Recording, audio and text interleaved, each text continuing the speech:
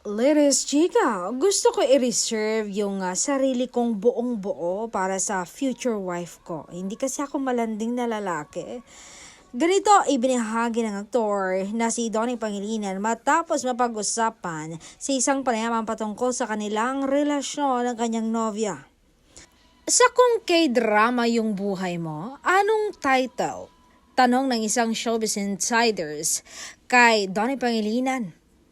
Siguro Destiny is real, sagot ni Donnie. Kasi dati matagal po akong naging bitter sa mga couples na sweet, ganyan. Sabi ko hindi ako maggaganyan, parang kinikilabutan naman ako pag may nakikita ako na nagpi-PDA. Pero ngayon, gets ko na. Parang ibig sabihin, alam ko na yung feeling lalo nung dumating si Bel sa buhay ko.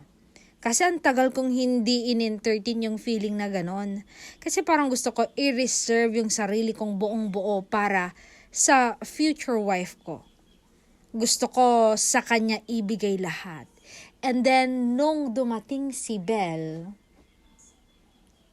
siya na talaga ang gusto kong makasama habang buhay.